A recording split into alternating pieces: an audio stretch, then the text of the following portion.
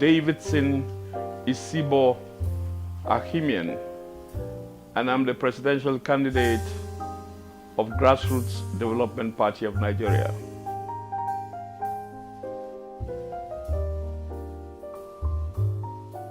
I'm looking forward to winning the elections.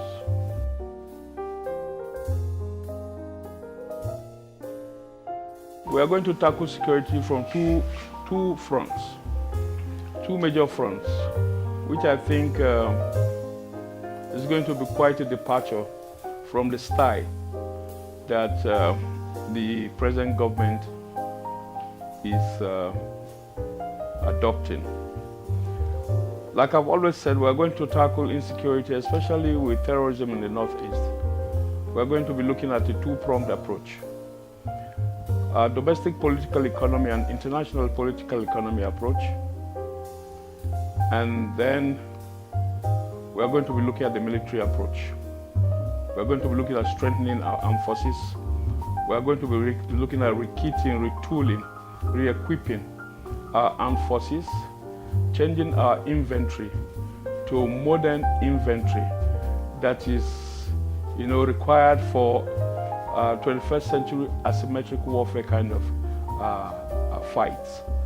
Because as it is today, most of the insurgents are, trained in modern, fighting techniques, and they use very modern armaments.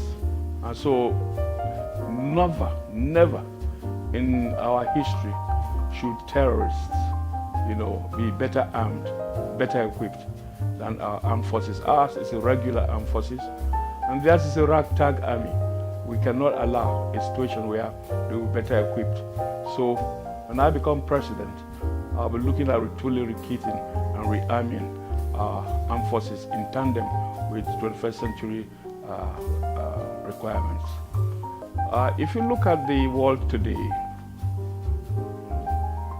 the balance of power situation in international politics, you will find that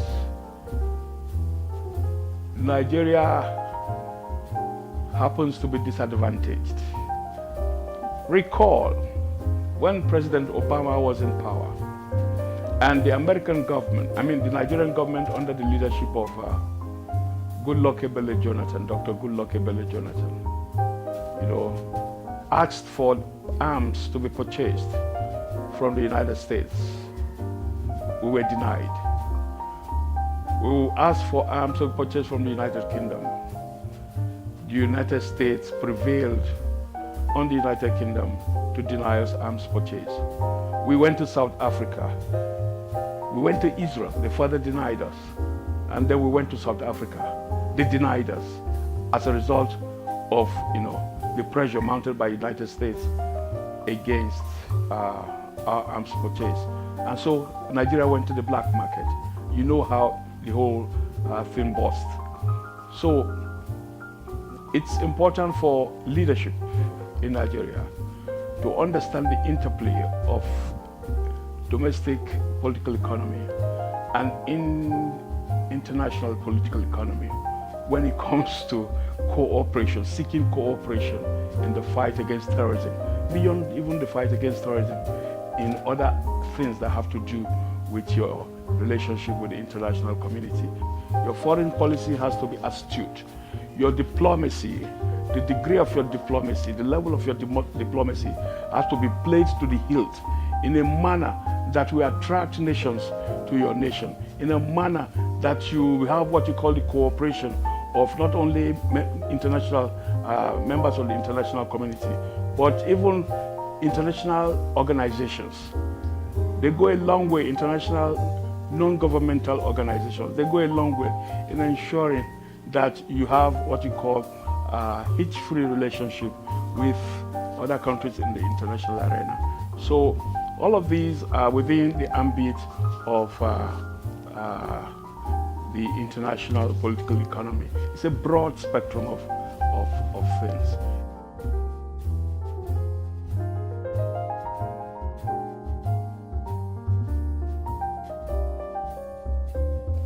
My legacy will be known for the industrialization of my country, Nigeria, the industrialization, the empowerment of the youth segment of the society, and above all, the entrenchment of human capacity development by way of a modernized, expanded educational system, an educational structure that ensures that every child is captured into the net, and never again will there be an illiterate Nigerian in the history of Nigeria.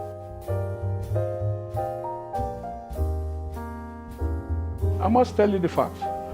Truth be told, there is a determination on the part of the President, Commander-in-Chief, to fight corruption in every sphere of national life.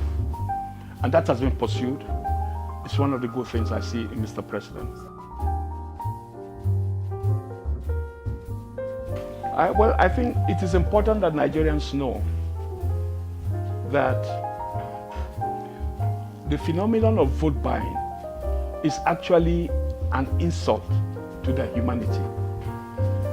It's a denigration of their personalities, their individuality, a complete abuse of their humanity. Why should a man buy your vote when he needs to earn your vote? When he needs to earn your vote. And I must say that the political class is also culpable in this vote buying and vote selling thing. Why must a man buy your vote when he needs to earn your vote? He only needs to earn your vote. A man that comes to you to buy your vote is not interested in your welfare.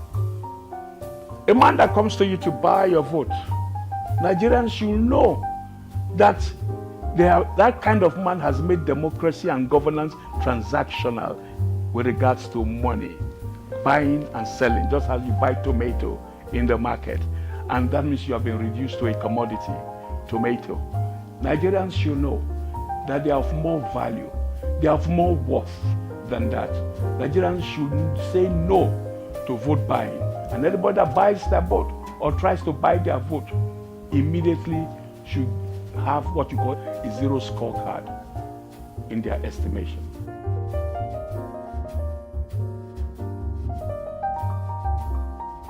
The thing we are going to be looking at is education, which is very key for me. For my party and myself as an individual, I weep and I consider it a denial of the fundamental human right. So for us as Grassroots Development Party of Nigeria, education is very key, very key, very key. Educate a man, and by that I also mean a woman, and you have started the building blocks of a better society. Because an educated man will know what family planning is all about.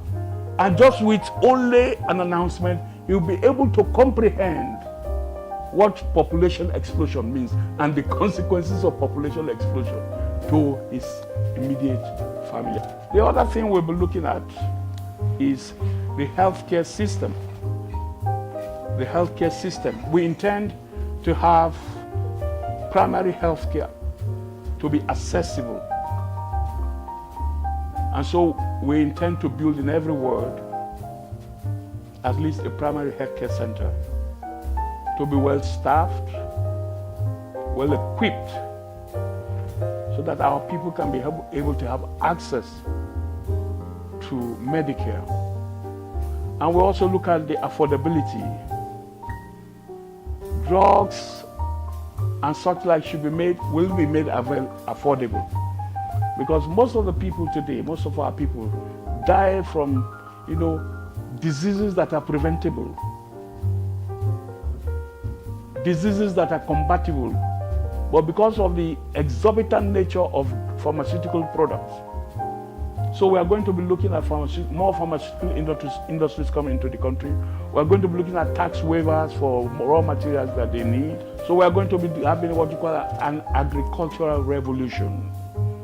We have identified in all the 6 geopolitical zones all the crops that are of international demand. and that we have in commercial quantity. So we are setting up farming settlements in order to develop our agroeconomy. And one area that no government has touched before, where we want to touch, is to develop a massive scale of livestock farming in order to have dairy industries where we have our ranches, tannery industries where we have our ranches. The entire value chain of agriculture is going to be tapped into so as to create employment for the mass, majority of our youths out there. And then we begin to drive a path away from, an oil economy. Drive a path away from the oil economy and see how we can, begin our industrialization process, having put in place a proper infrastructure, especially in the area of energy. And then we start to build a new Nigeria.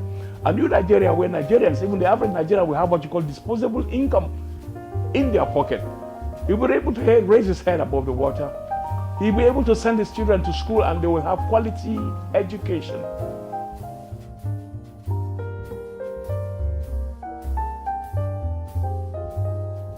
You won't blame Nigerians. In many instances, politicians have promised heaven and they have paid with hell. So there's a lot of voter apathy now. And indeed in 2019 elections, it will appear from all postulations that except a new breed of politicians come and restore the hope of the electorate, the level of apathy will be unprecedented. And that's why we are looking at this coalition of like minds. People who have a vision of a new Nigeria, the possibility of wresting power from the old brigade and ensuring a new order. The possibility of these persons in these different new parties coming together and reawakening the electorate to the vision of a greater Nigeria under the hands of a new director. And by director, I mean a new chief executive. Thank you, Excellency.